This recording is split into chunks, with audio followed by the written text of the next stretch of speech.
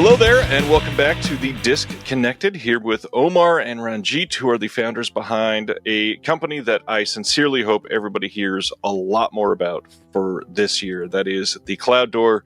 Gentlemen, thanks for making time for this. Hey, thanks for having us. Yeah, thank you for having us. The first thing that we should do is define what the Cloud Door is, and it is an upcoming boutique company that is releasing a Kickstarter for everybody to donate to. Omar, can you share where the name the Cloud Door came from? Yeah, so the name itself comes from a short Manny Cole film. It's kind of experimental film, which actually Ranjit did a screening of the Cloud Door at was it in Stuttgart, was it, or Frankfurt? I can't remember. It was the year before last. I did one in London at the Garden Cinema, which is a new cinema in Covent Garden, and yeah, we did one together in Frankfurt as well. Nice. Yeah, so the idea was, I think we've always been big fans of kind of alternative Indian cinema, and Manny Cole is kind of like so important and critical to kind of the experimental avant-garde side of kind of Indian cinema. So it's a very, we felt it was a very kind of apt title as well, very catchy as well, and kind of fitted into kind of our kind of ethos and spirit, or kind of what we want to do with the label, is that we are interested in genre films at the same time, but we're also very much kind of focused on kind of independent, kind of alternative, esoteric, marginal kind of films that are out there, which often don't get, a platform and don't get seen by kind of film audiences and, and collectors as well. So it kind of came from our kind of appreciation, understanding, and love of kind of Manny Cole's kind of work, really. It's a noble mission. It's something that is vastly underserved across many of these boutique labels. Ranjit, you guys are focusing on South Asian cinema, primarily Indian cinema. Obviously, there's a very big hole missing in that market. But one question I'd love to hear is, why has that classically been so underserved or difficult to license for many of these other companies? It's really fallen away as a market. I mean, growing up in the UK in the 80s, the actual South Asian communities, and in fact, even other immigrant communities. So I'm from the Midlands. Omar, you're from the north, and there's sort of decades-old South Asian immigrant communities in those areas in the UK, but also the Chinese community in Liverpool, the Turkish community in Berlin and parts of Germany were at the forefront of the VHS home video market in the 80s. They set up their own stores, and as well as renting out the latest blockbusters, they also imported a lot of stuff from their home countries. So I grew up, weekly visits, multiple weekly visits to the local VHS store, renting a whole load of not only latest releases, but old movies from the 40s and 50s, as well as the latest latest US blockbuster that was available on video as well. Yeah. So I think there's always been a market in terms of people wanting to watch this stuff. What's really changed over the last few years is I've noticed whenever I visit India in the past, even up until maybe about 10 years ago, you could pick up really good quality like DVDs of your classic favorites and really cheaply, and they were very well made, and they had English subtitles, and they were decent copies. And that has pretty much disappeared, I would say, in the last 10 years. The only way you can get your hands on this is usually sort of bootleg copies from like local grocery stores and mobile phone stores, where it's sort of 3 films to a DVD, not even a DVD, like a VCD, like really low res sort of YouTube rips. Because no one's interested in this stuff. It's all available on streaming. All the major streamers have sort of entered the South Asian market now, and often this stuff, particularly I think during the pandemic, went straight to streaming effectively.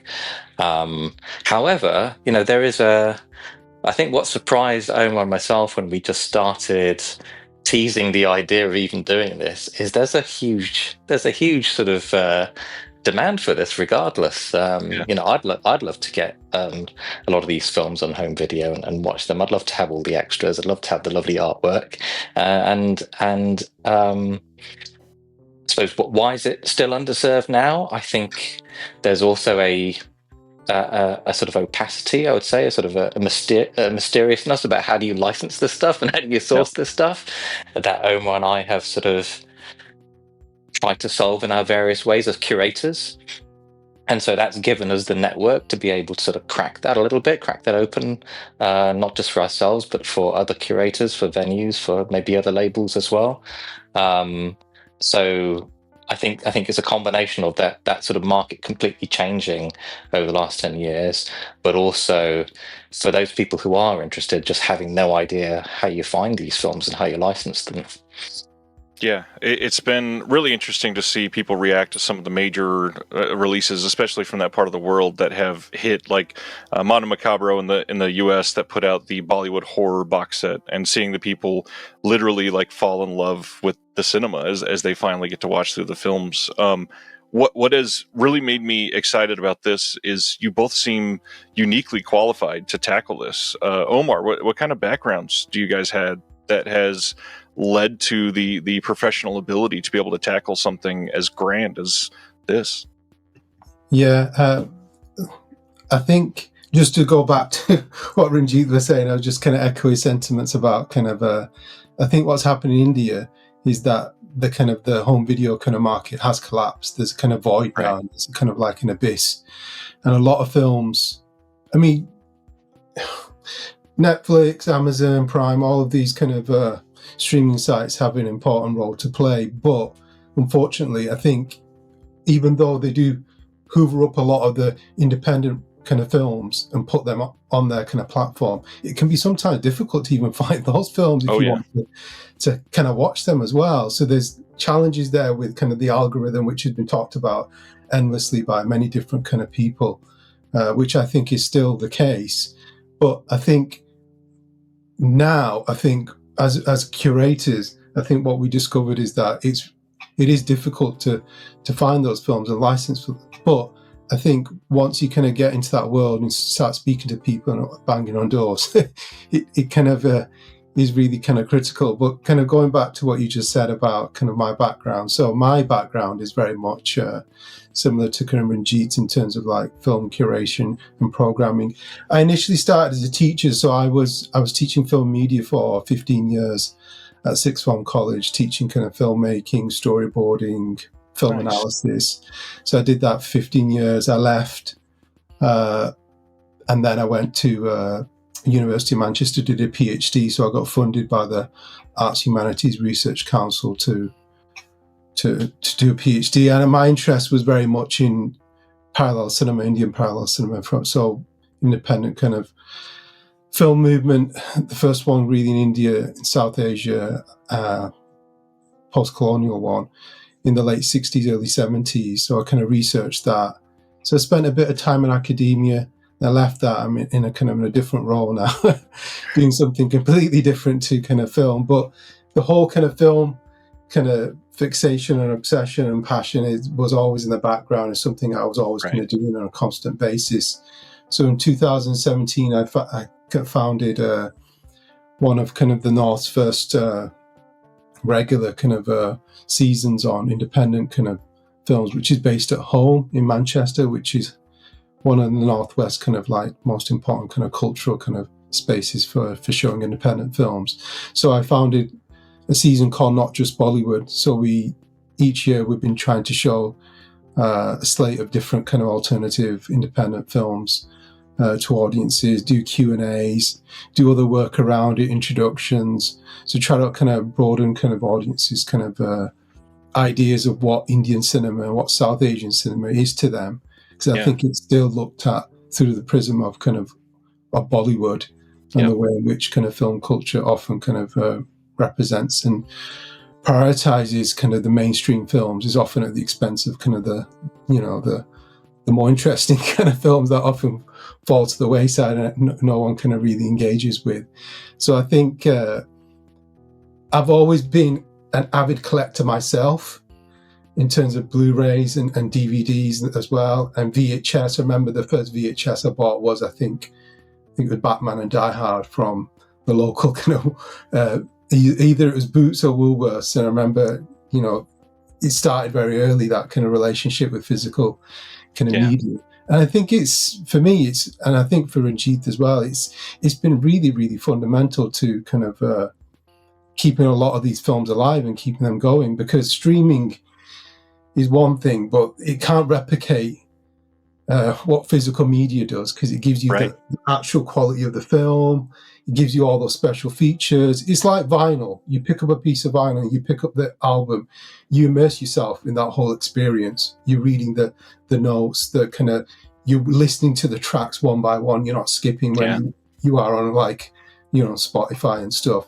So I've always loved that kind of culture and the investment and the time that goes into producing all these Blu-rays. So I'd always look at them and go, wow, it's incredible. Why isn't there something like this for South Asian cinema? There should be, because it's such a huge kind of, still is a very kind of gap in the market, really. So, and I always would tweet about it, write about it, and my gripe would be, why Criterion? Why aren't you releasing all these, Indian films? Same for kind of like Arrow, and I think, was it Masters of Cinema, Eureka? There were moments where those boutique labels have flirted with the idea of kind of releasing Indian films, but they've often gone down the route of strategic rare films, which is, the classic kind of default position, just release a rare film and we'll be okay. And I think when I spoke with, I remember speaking with Nick Wrigley, who I think was involved with Masters of Cinema, Eureka initially. I think he works on Indicator and Powerhouse and stuff now. And when I said to him, look, why you only released that one Ray film, which was Abhijan, and it was on DVD, and said, come on, let's do some more. There's so much stuff out there you could release. Yeah. And I remember the comments coming back with that there's just not an appetite there. Audiences don't want to buy these films. But this was admittedly, I think, 10 years ago. So it was like a decade ago. But I think there is a significant audience out there who would want to purchase, South Asian, Indian films on Blu-ray, have them on their shelf in the way in which, Criterion, Arrow have kind of given them these releases. I think I'd say I'd say we're pretty qualified to kind of do this project. What about you, Ranjit? What's your background like that got you here? I come into the film world pretty late in life, so I'm a businessman as my day job, and that's what pays the bills. But actually, I think this is probably the first project where it sort of covers all the bases in terms of my experience, because we're setting up a new business effectively. So I've got all of that background. I know what to do. I know how to set up a limited company. I know how to get an accountant, all that sort of stuff. Done it before plenty of times. But on the film side, it's something I got involved with really as a supporter to begin with, about sort of 8-9 years ago, just attending all of the different DIY film clubs and independent venues and film fests in London. There was a real sort of renaissance of that, a while back, which is continuing today. Thankfully, and just giving them moral support and creating a social media account to promote all of these great things that are happening. And as a punter, as an audience member, I also sort of picked up on what went well and what didn't go well, and what I was looking for in a really good curated event. And as part of that, I got invited to do some myself as well, because just sort of talking to people involved in that world and supporting behind the scenes, I suppose sort of people picked up on the fact that I love cinema myself and all forms of it as well, and were interested in my choices and in putting them on in venues and talking about them and doing all the sort of extras as well. So I started out as a film curator screening Octopussy, the Bond film, under a railway arch in East London, in a real sort of hipster area of upcoming East London. And it was a proper hipster venue, because by day it was a vinyl shop. And they also had a pop-up restaurant, and then during the evening they'd clear away all the crates, and there'd be a set of steps, brick steps, that people would just sit on, and a screen would come down, and they'd just put on films films in the evening. Unfortunately, they lost their license, but while that venue lasted, it was quite a cool place. And the guy who was like inviting guest curators there was a chap who used to run a sci-fi theatre in London, which was a great little film club when it lasted. They used to do a different sci-fi film every month, and some real cult films and rarities in their program. But what they would also do is they would get an artist to do a specially commissioned poster and postcard for it, and they would get a scientist related to the topic of the film to do a little talk. Wow. And it was great. Shout out to Graham at Sci-Fi Theatre, wherever he is. And it was a great little film club. They started off in like the back of a pub, and then they sort of branched out to actual cinemas. And so he invited me. So look, there's an independent venue here. They're sort of pretty much open to you doing whatever you want. And I thought, okay, well, out of all of the things that I'm probably never going to get invited to do, I'm going to do something called Turban Seen on Screen, where I did a whole monthly set of screenings about films where there was sort of notable leading or sort of side characters that wore turbans, and Nice. and particularly sort of male Sikhs, and particularly for the first 3 or 4 films that resonated with me growing up. So, Octopussy, The English Patient, and The Life Aquatic, the Wes Anderson film. So those were the first 3 films. And then as I sort of got into putting on the event, I did everything around it as well. So I've managed to get Kabir Bedi, the guy who plays the henchman in Octopussy, to Skype in from India and actually introduce the film. And that was a coup for my very first screening. And it sort of went on from there. I had live music for the Wes Anderson film. I managed to find a British singer-songwriter who knew Portuguese and who could sing the David Bowie songs in Portuguese, just like in the film. And we had a little concert for 30 minutes before the screening. With the English Patient, I managed to find a British South Asian filmmaker had done a documentary about Sikhs who served in World War II, and so we got a little bit of education to go with the film to say, actually, this is a real thing. This is, this is a great sort of form of representation. So what started off as a sort of bit of fun on the side, sort of slowly as the screenings developed and I started doing midnight double bills, I started sort of branching out in all sorts of, all sorts of crazy films that I love to watch and share with other people. Is over the years I sort of somehow accidentally became an expert at it. So all the stuff that I thought was like super, super difficult because I'm a nobody who just doesn't know how to do this stuff, apparently was super difficult for everyone. And just by doing it year after year, I've sort of somehow sort of cracked it, and I try and share that with as many people as I can, because I think the more people who are able to do this, the better for the film ecosystem. So I get invited every year to talk to film curation students at the National Film Television School here in the UK, and I try to mentor as many sort of up and coming film curators as I can, in terms of just linking them up with, this is the contact you need if you need to license a film from this archive, or this is a contact for a venue if you're thinking of doing your program there. Because I think the other aspect as to my background and why I love doing what I do is, I think London compared to other European cities, and certainly the big US cities, so like New York, LA, and then sort of Paris, Rome, Milan, Zurich, it just doesn't have it doesn't have the sheer amount of sort of repertory film going that you'd expect for the size of population. It has a lot. There's a lot going on, and there are some fantastic venues here. But you just look at some of these other cities and you visit them and you think, this is sort of, if you scale that up to London, we're nowhere near what's happening in New York and Paris. And so I think in that void of big cinemas or institutional film institutes and the like sort of doing this stuff, it's the DIY community, it's the film club putting on a DVD in their local library or church hall are sort of filling that gap, and I'm sort of glad to be part of that community, really.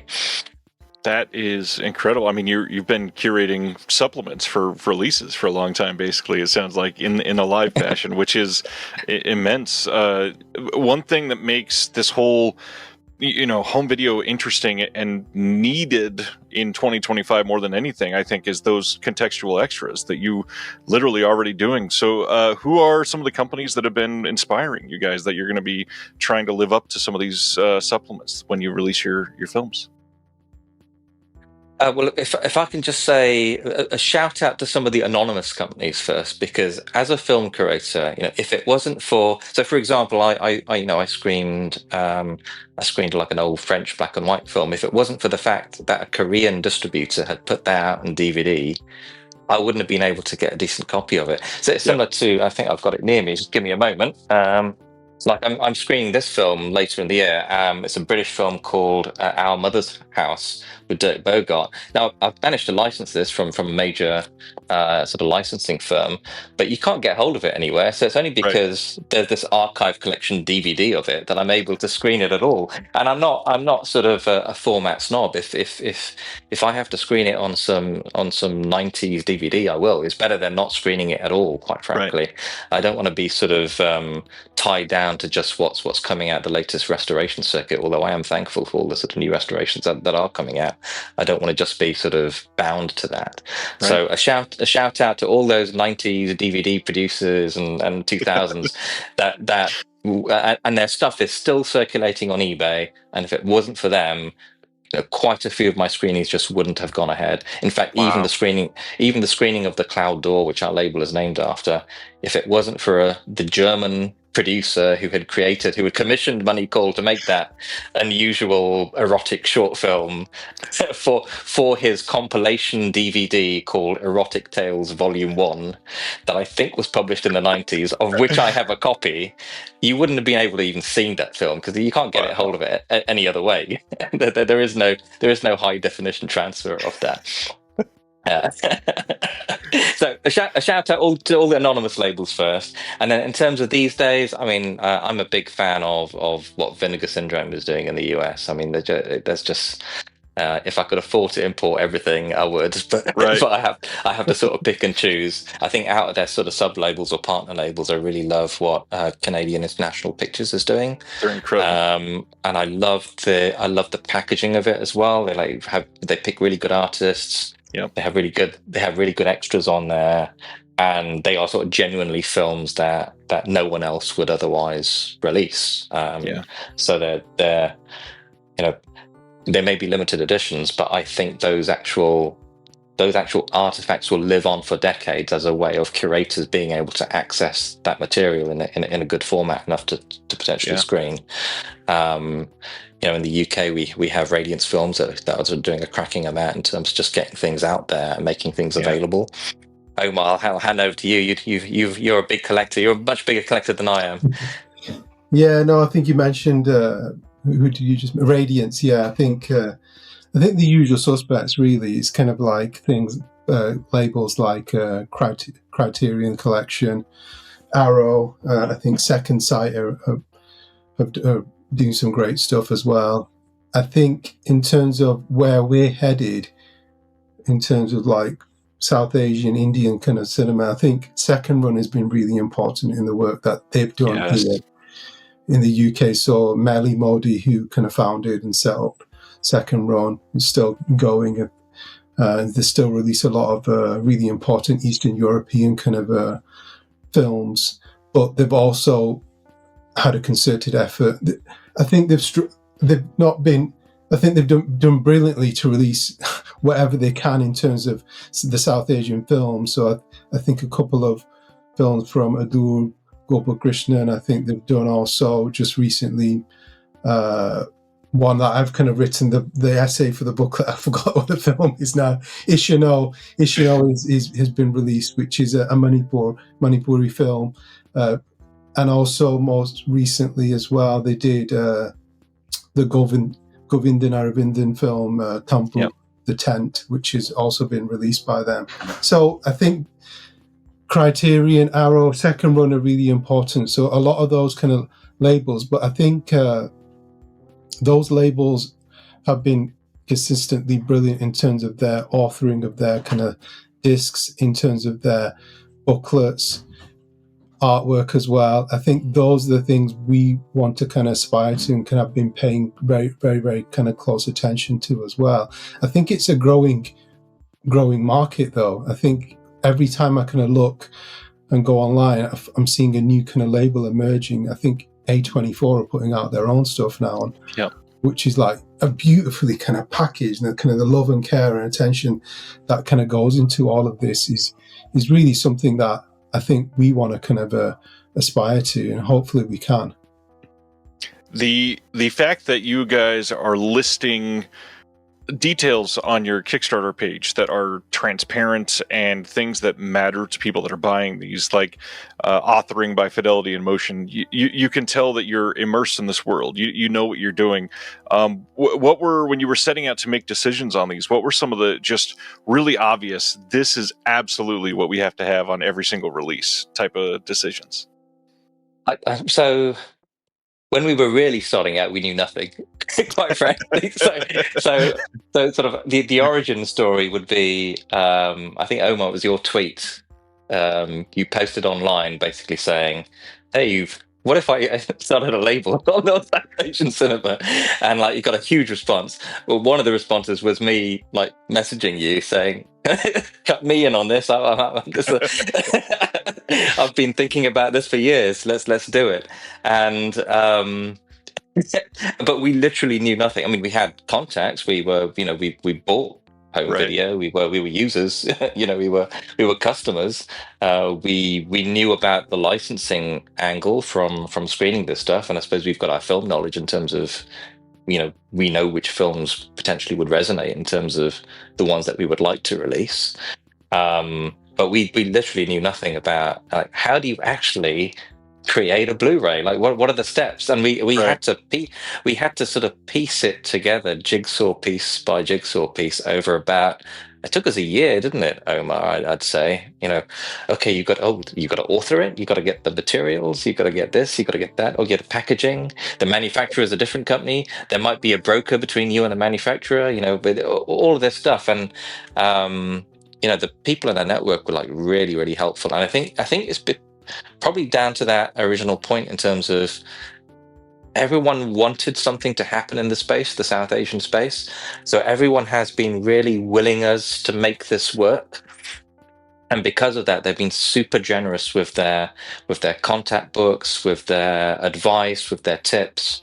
Either labels, for example, or people in the world who are collectors, who tell us from a customer perspective, what do you look for when you buy a Blu-ray? What do you actually what do you sort of care about in particular? And they tended to be the same things that we cared about. So that's sort of, okay, we're on the right track then. And I suppose, Omar and myself have our sort of particular strengths. Omar's great with the copy.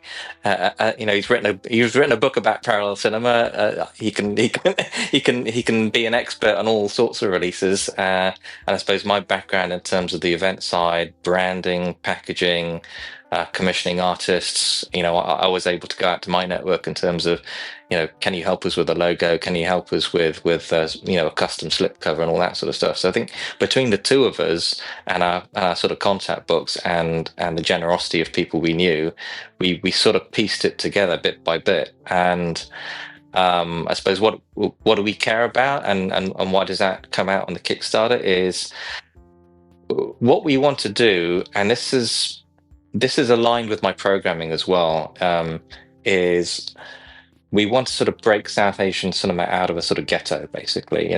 We don't want people to see it as it's this niche thing.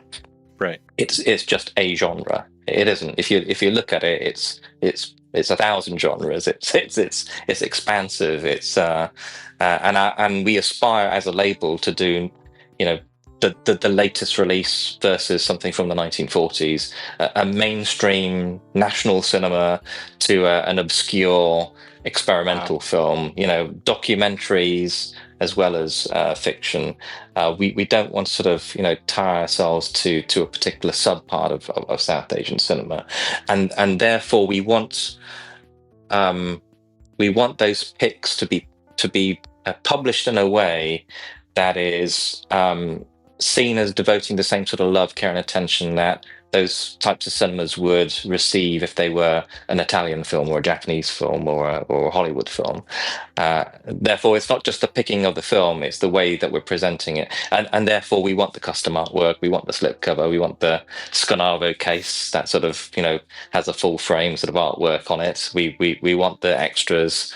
We want to try and get cast and crew involved, because that if we were a customer and the film was available in that, we would say wow. And we want the people to receive this to really love it. That's a dang fine mission. I'm all about that. Yeah, sure. I was just going to go back to what Ranjit was kind of like add some more kind of points. I think he makes a lot of really important points, but also it's important to stress that this is something we've just kind of been doing in between everything else. So we've got families, we've got kids, we've got day jobs, so we're trying to getting this in like late at night or wherever we can, a little bit of time, work on the kind of bits on the label. So it's been tricky in that respect. And I think what Ranjit has said is really important in terms of like the generosity of what kind of people kind of willing to say and help out and say this is the the person to speak to about this particular aspect of the label, the next step. So people have been really kind of helpful and generous with their kind of time, but so I think it's been a learning curve for us as well. I think we've learned so much along the way in terms of from where it kind of starts and where it's going to kind of end up as well. Omar, why don't you tell us about this first film that people can look into on the Kickstarter and what your first release will be of? In terms of the film, so the reason we've kind of chosen this film, we feel, and it is considered to be the most kind of one of the most important cult films in India, really. So there's a kind of real kind of cult audience out there for this film. I think it's a really important film in terms of, so I've written a book on Indian parallel cinema, which looks at the history of the movement from the 60s up until the mid-90s. And the director, Kamal Swarup, who's really important to the movement, who trained under Mani Kaul as well, worked with and collaborated on a number of kind of films. Very much kind of bit of an anomaly as a filmmaker, I would argue. And Dar-B-Dar is a very kind of anomalous film as well. I was going to describe the plot, but I can't. I was going to say this is the story about this young boy called Om growing up in a village in Rajasthan, and he can do like weird and strange things like holding his breath for a ridiculous amount of time. But it's kind of like, it's very much a kind of a fever dream of a film, really. It's kind of tied together with many different kind of surreal sequences. But there's nothing quite like it in Indian cinema. When you do watch this film, it kind of gets under your skin and you start thinking about film as well, but you start thinking about kind of Indian culture, about kind of history, about politics, about science. It makes you think and it kind of opens your mind. So it was weirdly enough, it was kind of like the way in which it was marketed very much as a kind of like a LSD kind of trip, psychedelia kind of experience, which it is actually, depending on how you watch the film and what kind of mood you're in as well. So I think this is and Kamal Swarup has been really generous with his time as well. And kind of like when we kind of approached him initially, said we're going to, we want to release Dar-B-Dar as a kind of as on Blu-ray. He's been really, really kind of instrumental in kind of making sure it does happen as well. So it's important to avant-garde experimental cinema in India, but also the history of parallel cinema. It's a really, really critical kind of film in terms of cult kind of cinema in India as well. So I think those are some of the reasons why we feel it feels like an appropriate kind of first release. I know Ranjit is a huge fan of the film himself. He can talk more about, he has shown the film himself, I think a couple of times. Yeah, I think the film has only been screened 3 times in the UK. That the first time I was in the audience, it was at the London Film Festival. It was a recent restoration that was doing the rounds of the sort of film festivals, but it only got screened the once, as far as I know. And then I got hold of it and screened it myself, and I invited Omar along, and we did a double bill of Roger Corman's The Trip with Kamal Swaroop on Dar-B-Dar, and we talked about that sort of the sort of circular connection of the Roger Corman's film sort of tapping into that sort of world of Leary and sort of Tibetan philosophy and Indian philosophy, and sort of marrying that up with this sort of chemical substances that can sort of achieve the shortcut to enlightenment. So using Indian philosophy to sell drugs, and then this sort of restoration marketing where there was a great sort of pull line on the poster that this was the great Indian LSD trip. So using then a sort of an American film trope, which was used, in other films as well, like Kubrick's 2001 was I think on the poster, like this is you're going on a trip, this sort of this idea of experiencing a film in a cinema as a sort of mind expanding experience, then being applied to this otherwise very unclassifiable film. Because how do you sell this film otherwise? It doesn't fit into any genre or type. Right. It doesn't conform to any sort of expectations. So I found that fascinating as a sort of connection on a double bill basis.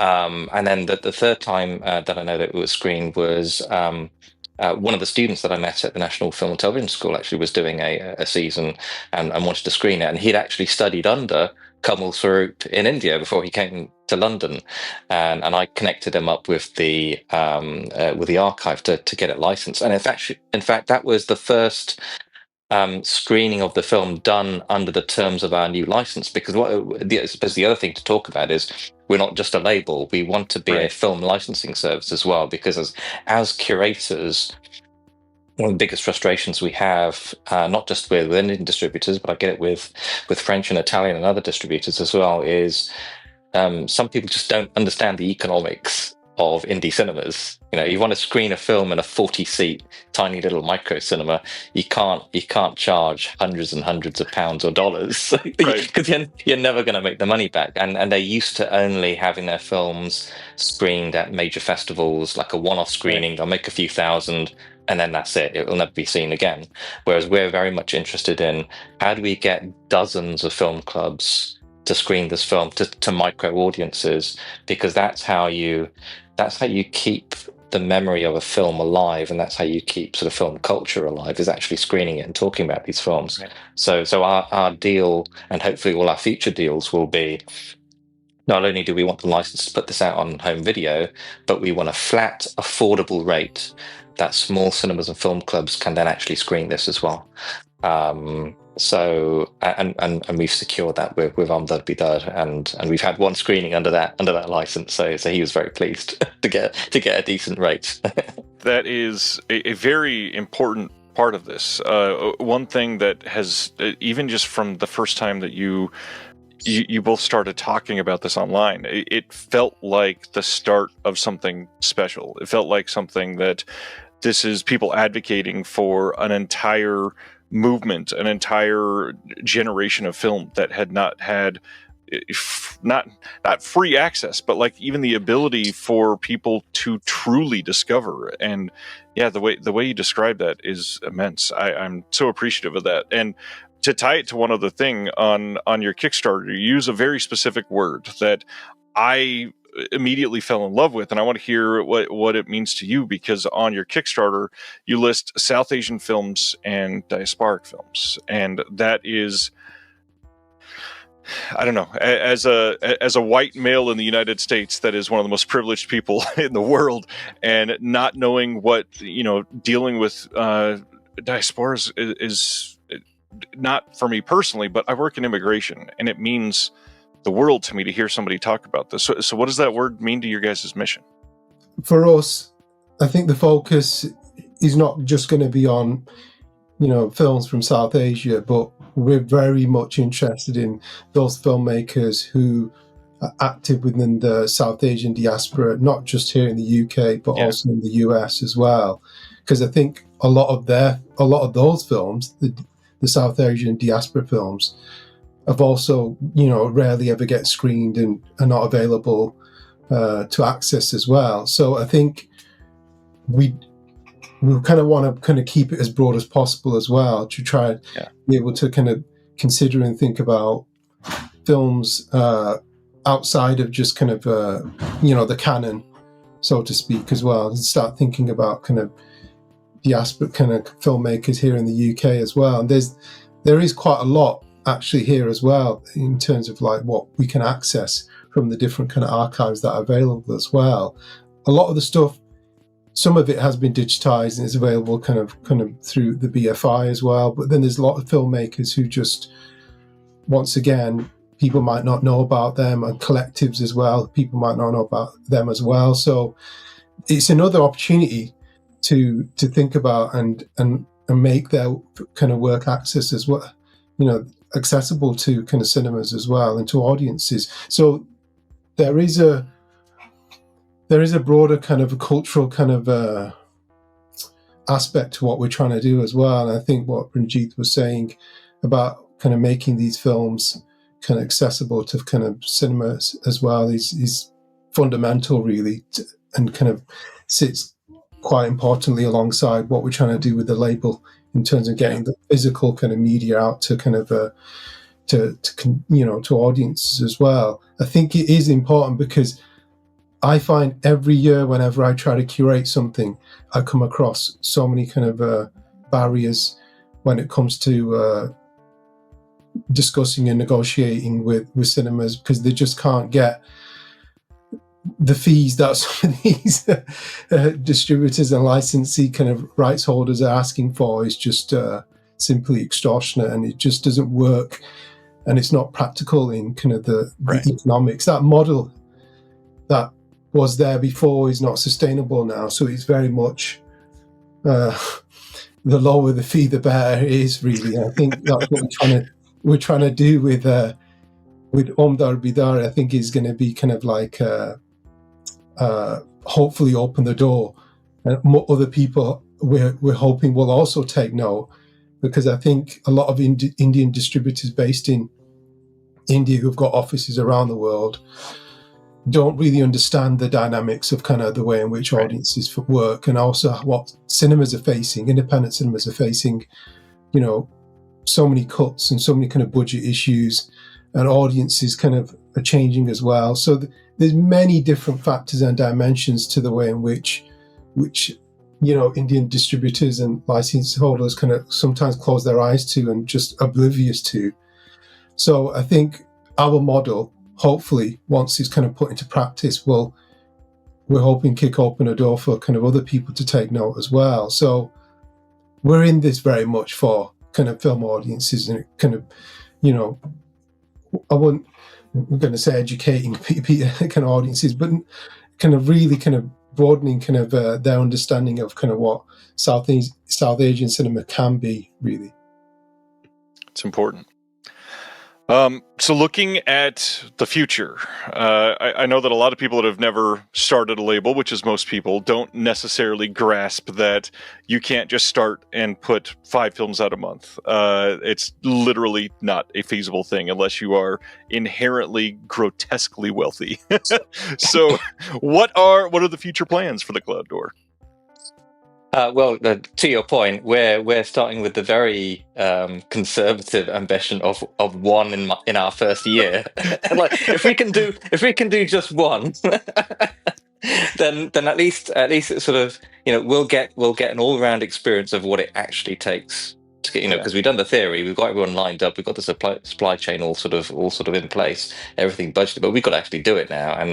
And rather than just assume it's going to be a breeze, we've said, okay, we're going to give ourselves a year even just to get this release out. So hopefully, if people are seeing this and the Kickstarter is live, bear with us. I think we've put a date of March next year. I think that gives us enough time, hopefully, to get all the extras filmed, get all the authoring done, get it all manufactured. I think also it's a good test because it's all very well getting the sort of fantastic response online, but it's only once people actually buy or pre-order the stuff that you really know it's viable and that it has legs long term. And fingers crossed it does. But yeah, we won't be scaling up massively in the short term. Like let's get one done. Right. It'd be great if we could move to, I don't know, 3 or 4 a year. If this is viable, if it generates enough income that we could get some other collaborators or partners or staff on board, then maybe you can scale up even more. I mean, there are literally thousands of films that we could potentially access, but it's definitely going to be a slow start. Establish the label, establish the brand, establish whether it's even viable, learn how to do it. Before we sort of ramp up massively, if at all, because it may be that detour out of the sort of commitments. We've got to keep it fairly boutique. But we've already got a slate of sort of other films. I mean, well, one thing that's been really amazing is filmmakers actually just reaching out. We haven't even got a label yet, and filmmakers are contacting and saying, "Hey, have you seen my film?" And we'd love to get out of it because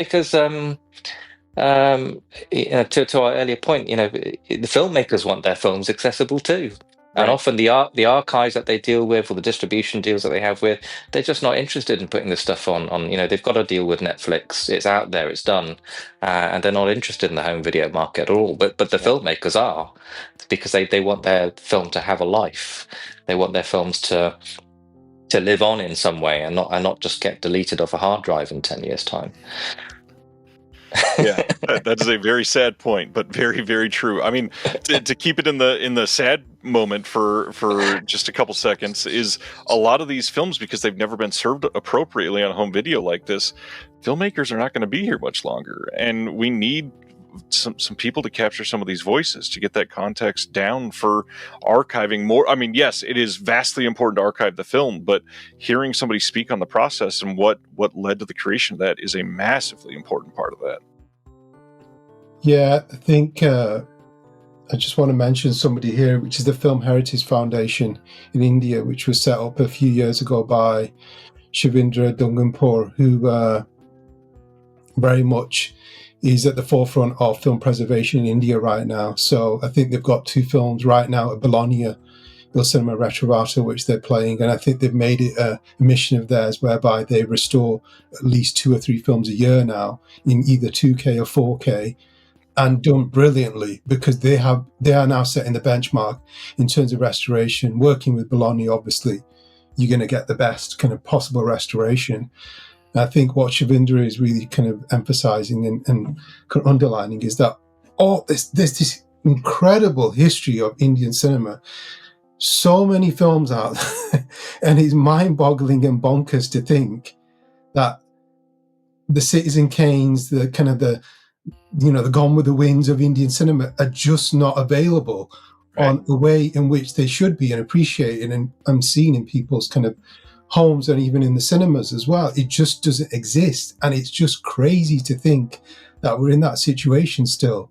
So I think ultimately we want to kind of be able to get to that point where we can release these films which are accessible for people, but using the best kind of archival kind of materials that are out there. And the Film Heritage Foundation is doing exemplary work in terms of making and restoring a lot of these films. And one of the things they're doing actually this week, they're having a discussion on restoration at Bologna, Film Heritage Foundation, and they're talking about Cholet's restoration, which they're doing right now, which is a long time coming, probably, still one of the arguably the most famous kind of and popular Indian film ever made. Can you watch it on proper kind of Blu-ray right now?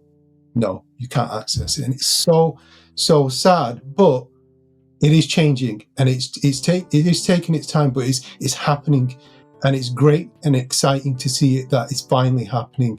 And a lot of, even the National Film Archive in India have started to realize that they have to hold on and restore these films, because they're going to lose so much of the history now.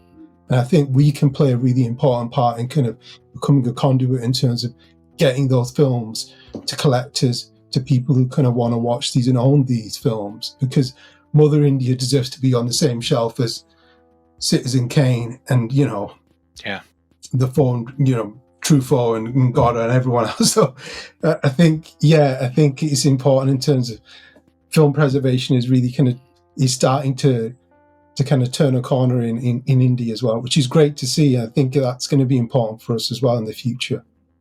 Absolutely. Is there anything I failed to ask about that you guys want to share before we call it a day? I suppose I just want to add to what Omar said in terms of I think we sort of accidentally hit the right timing for this for this launch in that the number of sort of 2K 4K restorations that have just starting to appear out of India is quite remarkable, which potentially means if this first release goes well, there will be a really good pipeline in terms of films that could be potentially available to us. And Shavindra at the Film Heritage Foundation has been great in terms of connecting us to rights holders and others, even just on the screening side, let alone sort of discussions on the home video side. The film. The NFDC, as they were formerly called now, the part of the NFAI, that's the National Film Archive of India, have been amazing in terms of like understanding what we're trying to do, because it is a completely different model to what they're used to. So getting them over the line as the sort of first archive that we're working with, they have hundreds, thousands of titles, and some really really sort of famous ones, but some really like quirky ones. They were telling I remember we were having a discussion with them, and they're telling us how they digitized a whole load of like children's films in their archive, like educational films, and I'm really interested in all that sort of stuff. It's this is stuff that people won't even be aware exists, let alone will be sort of asking for sort of screening rights or home video rights for. So I'm keen that we do a bit of that as well. Maybe there's a box set of children's films out there waiting to be released at some point. That'd be fun. I really wanted to end this on sort of a hopeful note, and for this again, not really a genre, because this is just an area of the world that has not been served properly. Not a genre. What are 2 or 3 films each that you could recommend that people seek out to get a sense of what you not necessarily hope to release, but just people to see, hey, these are the type of films that are amazing that I could potentially be missing if something like this is not funded, if something like this is not supported, if something like this is not seen as important to so many of us that are in the film circles that we're in. Can I just start by saying one way would be maybe check out our film curation. So my film club is called Superkino. That's SUPAKINO. If you look on my website superkino.com, you can see all the films I've screened in the past, and amongst the sort of weird and wonderful films from around the world, there are quite a few Indian films as well. So check those out. Films like Dar-B-Dar, which I put on a double bill with Scorsese's After Hours, because they're both set in a single night and have some very similar themes. So Dar-B-Dar is up there as a top film to seek out. But I'd also check out Omar's movie blog, where he's got like tons of films that he's written about over the years, which is now a book. So check out the book as well. But if you just want to read it online, there's a great blog in terms of film that Omar has written about as well. There you go. There's a book. Is that still in print? Can everybody still purchase that? Yeah, it just came out in February, so this is the hardback, but it's an absolute extortionate price, so don't buy it. So the paperback will bankrupt you. You're really bad at promoting, by the way. Yeah, don't buy my stuff. Yeah. So the paperback is out next year in January, and it'll be like 10 or 12 quid. So I don't know how much that probably is. It's more accessible. I think it'll be like, $10 or $15 in the US. Yeah. So if you want a kind of a different canon of kind of Indian cinema, what I do in each chapter is I list a canon. So of films that you need to go and seek out, and, parallel cinema films, which can put a completely different spin on your perspective of what kind of the linear kind of way in which Indian cinema is often kind of taught and kind of processed and delivered to us through kind of, you know, film culture. So this is a kind of a different way of thinking and looking at kind of Indian cinema. I think it's kind of what we want to do with the label as well, really, in the sense that we want to shake up things and make kind of audiences think about you know, the non-linear way of Indian cinema as well, because there's so many different branches and so many different, you know, dimensions to it, and the regional kind of stuff out there as well is incredible as well. So yeah, I would say have a look at this. I could list loads of films, but I'm not going to. But just go to this and my blog as well, which is Movie Mehel, which I've been writing on there for a number of years. There's, you know, I have stopped over the past year because I'm writing a book on. So I'm doing a book on Uski Ruddy, which is a Moneygall's kind of debut film, which is going to be part of the BFI Film Classics range. Nice. So I've been working on that as well. Actually, Uski Ruddy would be one I would strongly encourage and recommend for listeners, and you know, to go and kind of seek out and watch. It's a really important film. Well, I would recommend everybody go support your Kickstarter. I will be there day one to give. I know it's something that is really easy to say, hey, everybody come do this, and not put your money behind it, but I absolutely will be. I think this is one of the most important things for physical media, for home video, and really just for South Asian cinema for this entire year. So thank you guys. Hey, thanks so much for having us. And yeah, and I'll be checking out your other shows as well. So this has been, I think your library of previous shows is like a really good grounding for anyone else who wants to start up a label as well. I'm quite proud of the people I've been able to speak to, and to have you guys be in that catalog for me is immense. So thank you so much. No, thank you. Cheers. Thank you. Thank you for watching The Disconnected. On the way out, make sure that you are subscribed to the channel, that you've liked the video, and that you've copied the link to be able to share with someone else that may appreciate this.